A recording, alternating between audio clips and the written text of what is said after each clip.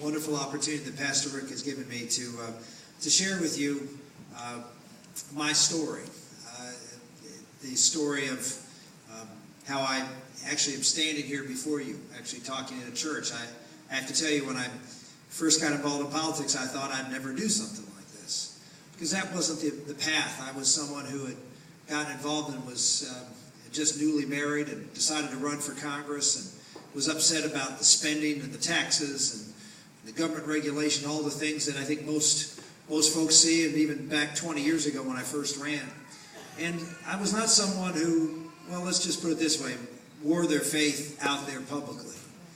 Even in my own private life, I mean, it was something that was a very private thing, and there was a reason for that. Faith wasn't that central to my life. It was something that, if you asked me a question whether I could take a test, a faith test, I could check all the right boxes and be said, yep, okay, he checks the boxes, he's a Christian. But I learned later that that's not what makes you a Christian. And that is that you have to have something deeper, something that is personal, something that is a conviction. And that took me a little while to figure out. And I joke about this, but it's really true. And that is, when I came to the United States Senate, I really did find the Lord. And I know that strikes many of you as funny. That's probably the last place you think he's hiding out, right? But I bet you your pastor tells you to pray for those in authority. Why? Because that's what the Bible tells you to do. And I know he preaches the gospel, so he's out there talking about what you're required to do, and we are. And we have in this country. We've been very blessed. People ask me all the time, how do you keep going? What keeps you going these long days? I mean, since really almost the beginning of last year, since June for sure, I've had 5 days where I haven't worked. 2 days for Thanksgiving and 3 days for Christmas. Every other day I've been out and working and campaigning and talking to folks. And some of that time, as Pastor Rick said, with my family. Other times that, I've been, little stops at home and check in with everybody. And yet, it's been a commitment. And people say, well, how do you keep up this pace? Yesterday I think we had 10 speeches that I gave. How do you keep it up? And the answer is, every single day, when I go out and talk to folks, I hear the same thing over and over and over again. I'm praying for you. I'm praying for you. And I know people say that and they mean it, but I feel it. I know it. And I'm not alone. I remember President Bush telling me the same thing, and so many other folks who are out in public life. So I encourage you. It does matter. It really does matter that you pray for those who will lead our country, even those you don't agree with. That's right. Please pray for all of them, because you never know. Of course, the power of God is beyond what we can possibly comprehend. So continue to pray for those in leadership, pray for their families, of course pray for our country. That God will continue to bless us, even though, of course, we do not deserve that blessing, because we fall short of the mark. But when I got involved in politics, I got involved because I just wanted to change, the way things were working in Washington, and I ran, and I had no chance. No chance of when you think I'm a long shot in this race. Wow. I was such a long shot that when they took a poll in my districts 5 months before the election, my name recognition was below nobody.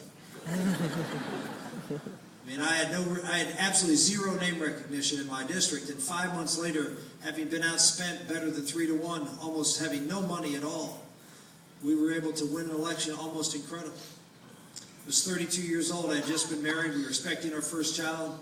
And immediately upon my election, they said, well, we're going to eliminate his seat because we were losing the congressional district, 2 of them, and one of them was mine. And so they were going to put me in with a new district, one I couldn't possibly win, and so my career was over. So I figured, well, let's just go out and do the right thing and not worry about it. And so that's what I did. And so I decided to run for re-election anyway, even though it was an impossible district and I won again. I decided, well,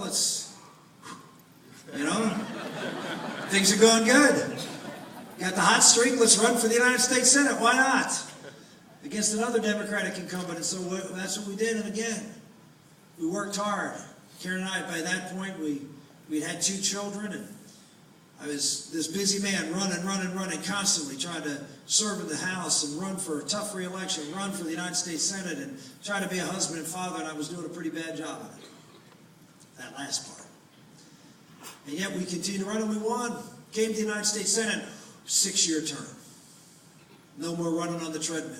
No more, on the fast track. 36 years of age, I'm in the United States Senate. I lowered the average age of the Senate by 10 years by going into the Senate at that age. And so here I am in the United States Senate. And, sort of going through the motions, and one day someone walked up to me and suggested I go to a Bible study. I'd been asked to go to a Bible study when I was in the house, and I just was too busy. I had too much to do.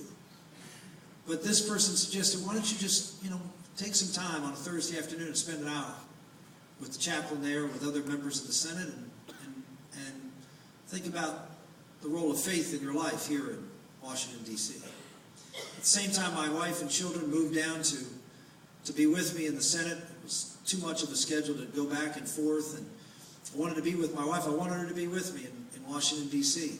Not the best place to be alone and be a United States Senator. So I wanted my wife and children there, and so we found a church with an amazing pastor preaching the gospel. This Bible study was just, the guy's name was Lloyd Ogilvie. He was an amazing preacher, and that sort of sparked, all of a sudden realized, wow, what have I been missing? My faith had always been something that sort of over here, something I did on Sunday, something, as I said, I could check the boxes. But it had never been the center of my life.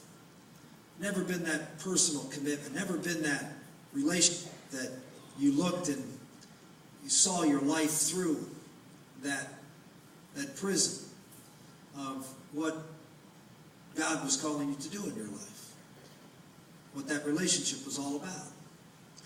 And so I got on fire, and it was an amazing period of time of growth and our marriage and our family. And I recommitted myself to my children and to my marriage.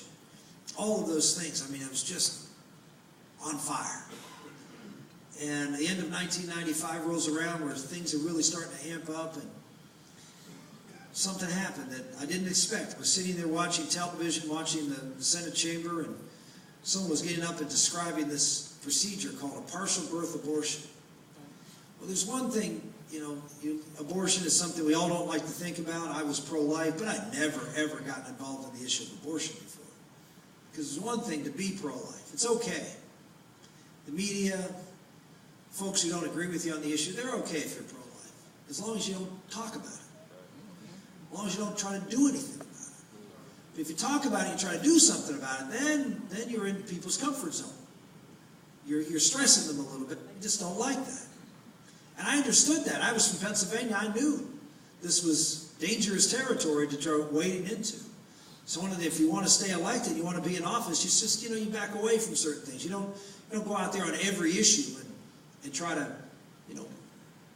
lead the charge. You pick your spots and you play it safe, particularly if you come from a state like I come from and you're a conservative.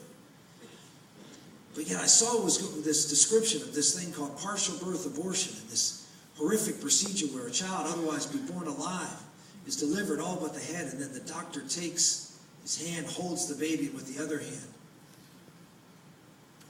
puts scissors through the base of the baby's skull,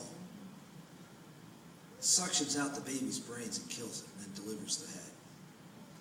And I saw that and I said, how can that happen in America?